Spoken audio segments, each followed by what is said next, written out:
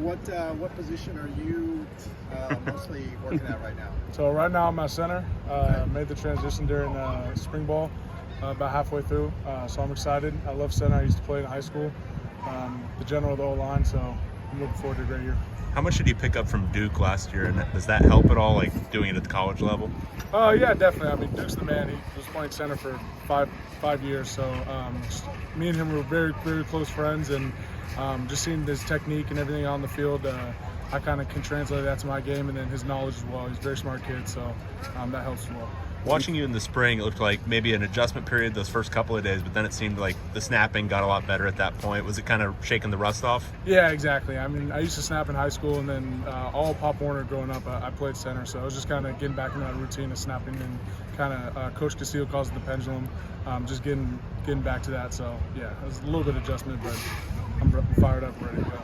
So moving to center, do you want to change your body at all, gain weight, lose weight? What are you trying to do? Coach Castillo kind of wants me around the 325, 330 mark, so that's what I'm sitting at right about now. And obviously going to the Big Ten, the weight doesn't hurt. You know what I'm saying?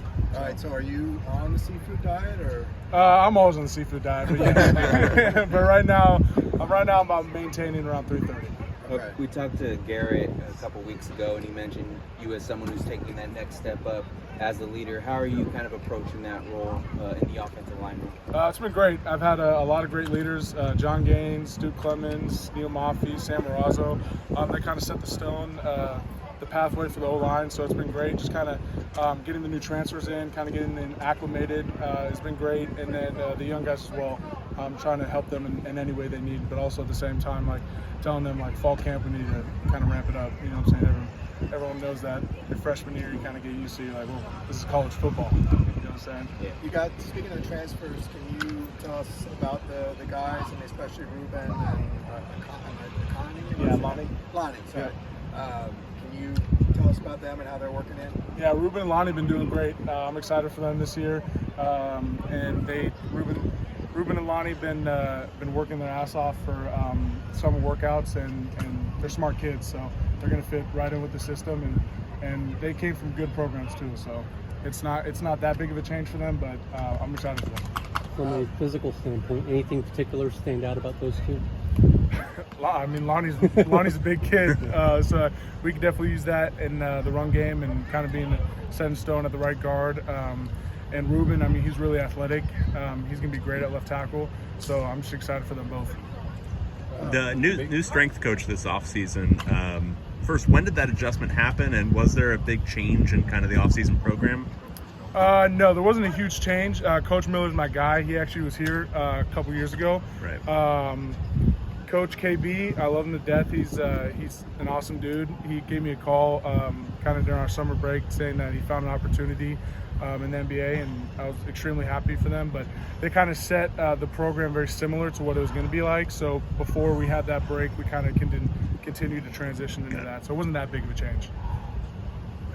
Kane was talking about the kind of a different vibe out here, first day of camp. What was it like for you, and did it feel a little bit different? Yeah, it's been awesome. I think everyone's energy is up. I think we're taking a different approach in attacking the day and just focusing on what we need to do today to get better.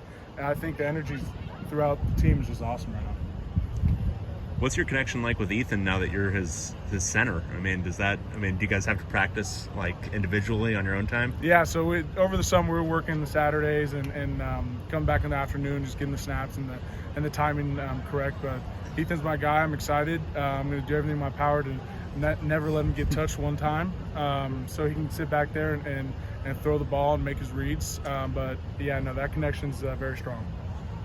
You guys have new parts. You're moving to a new position on the offensive line. What do you guys have to do to make sure that you kind of gelled and cohesive by the season opener, so you don't have to go through those growing pains? Yeah, I mean, obviously we need to act as one unit. I think last year we kind of struggled as doing that. We had Duke, which was very talented, but he kind of fell into O-line that wasn't very connected.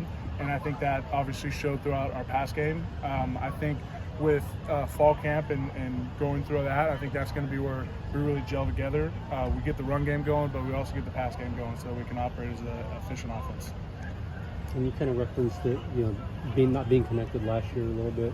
Anything you can take lesson-wise from last year that you guys can take into this year and kind of clean up things? Yeah, I would say just addressing the problems in fall camp. I think we kind of let that linger a little bit throughout season.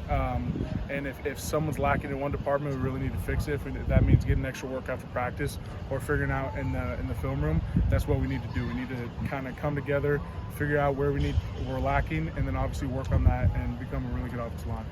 Where do you guys see yourself right now in your progression in Eric Bienemy's offense?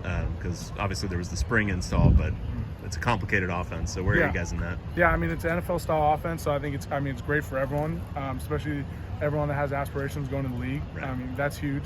But it's very high efficient offense, and I believe that the offense is going to execute it during fall camp, and I think we're going to be a great offense in the Big Ten this year. You guys are going to play teams like Penn State this year. What's the general message in the O-line room when facing those teams going in the trenches? I think we're not going to look at our opponent. I think we're going to see each week as an opportunity to become better as an O-line, and no matter who we're playing, we're going to dominate up front in the run game, and then obviously in the pass game, we're not going to let anyone through. I think that's the biggest message that we need to get as an O-line and kind of portray that throughout the team. How have you liked going to Woodland Hills and back?